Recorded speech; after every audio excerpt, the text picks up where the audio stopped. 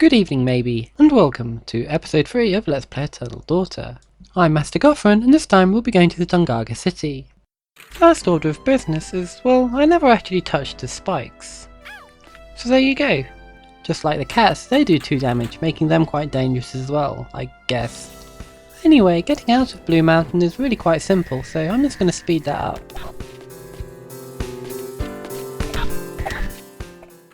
There's going to be about 4 more trips into Blue Mountain, so I'll probably speed those up as well.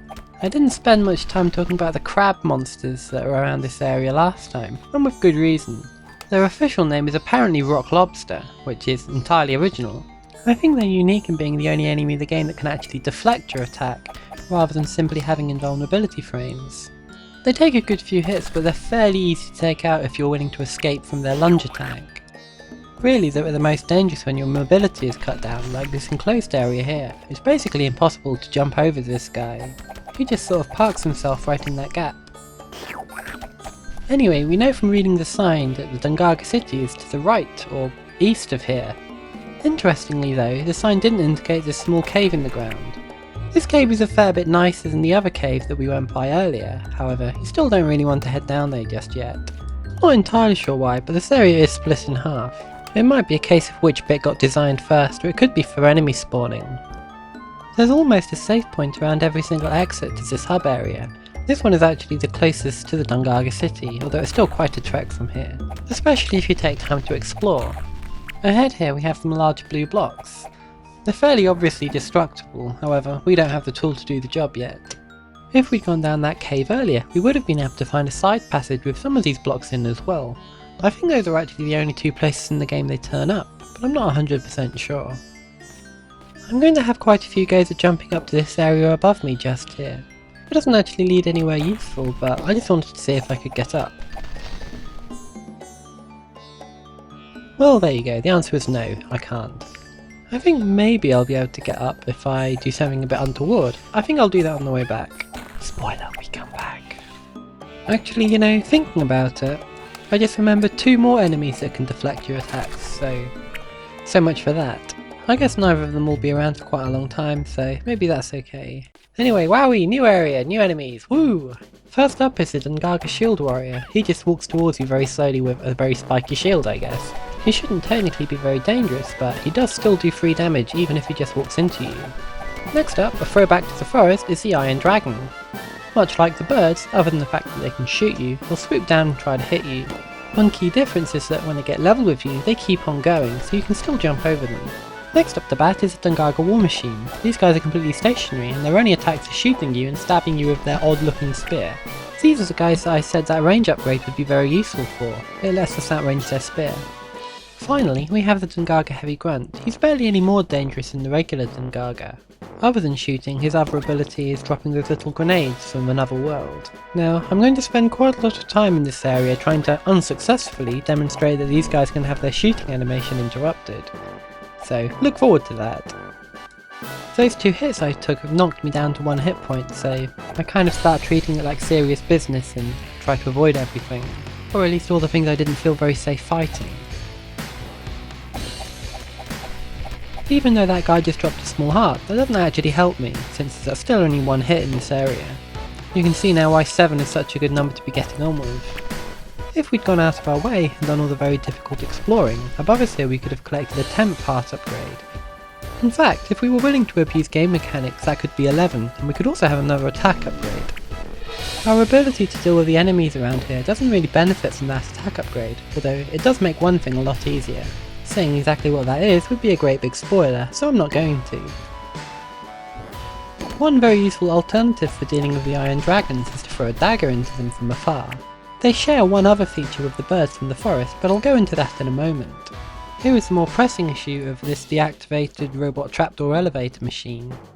It leads down to an easily forgettable and optional area of the game that contains a vital upgrade. Or at least a vital if you want to complete the game without going insane. Anyway, on the subject of anything nature can do, technology can do better, you may have seen the Dungaga's answer to the bounce mushrooms.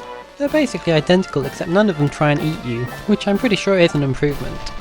They also have a midway free save point to make your life easier, which is a nice touch. Anyway, regarding the Iron Dragons, They generally speaking try and rise up in the air to make sure that their diagonal shots will hit you. What this can end up meaning is that when you jump up to attack them and miss, they rise even higher, out of your reach. If you can peg them with a dagger from a distance, or if you're able to wait for them to swoop down, then you can make your life a lot easier. You may have noticed that I'm being remarkably thorough in killing all the enemies in this update, and there is a reason for that. I'm trying to build up a good supply of secondary weapon ammunition. This is because, like all optional upgrades, they're going to be absolutely vital. And you can see I only just catch this Iron Dragon. While he didn't survive to become a thorn in my side, this shield guy certainly did. If you look at the picture-in-picture there, you can see something I mentioned in the last update, where you can attack so quickly, your attacks never stop overlapping the enemy. Also, I finally interrupted one of those guys, albeit it was by him dying. And I have no idea why, but that guy's bullet just disappeared. Generally speaking, bullets vanish as soon as they go off screen, but obviously that wasn't the case here. And hooray, we found Smirnol. His defining feature is his cheek is in time with the drum beat.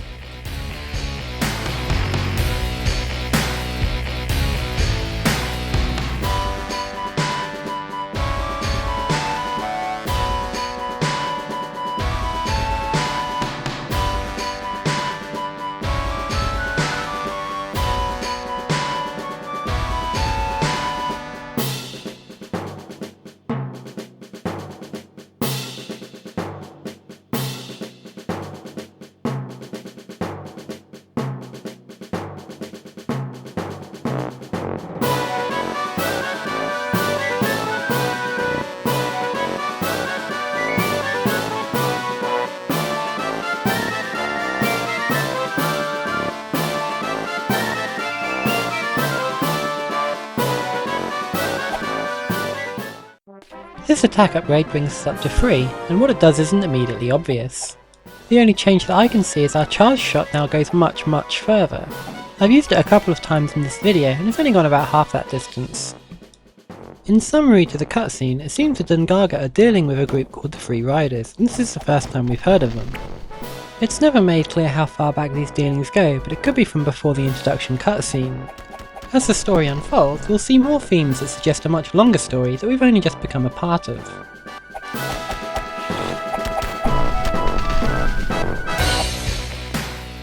I actually get in trouble for real here with this Iron Dragon.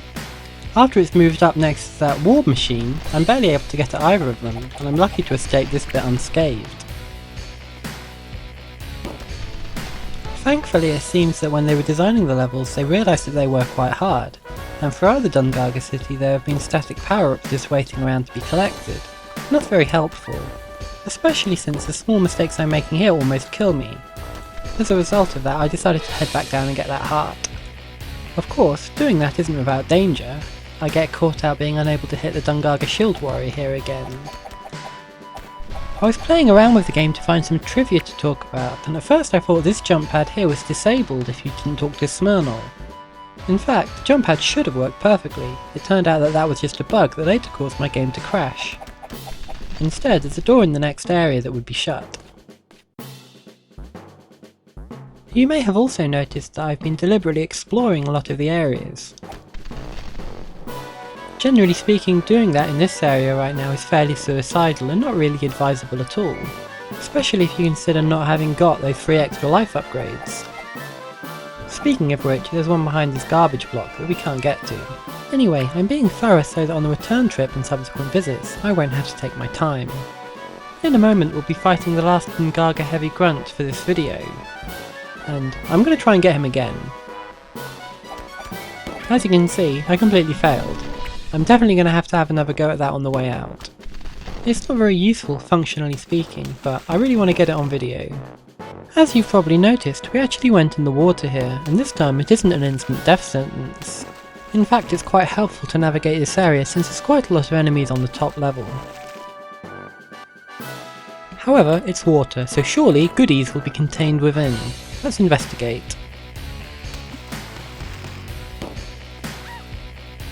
Here I got completely caught out by my breath bar not refilling instantly, and that's actually my first accidental death. Let's give that another go. And yes, there we go, shinies. Can't get them though.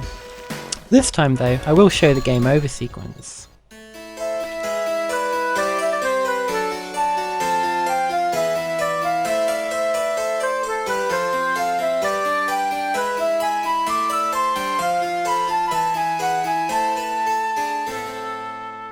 And there you go, it's a nice little song that we'll be becoming intimately familiar with, because, well, there's a save point here. And we haven't fought a boss yet. Save points before a boss is a bad sign. See you next time!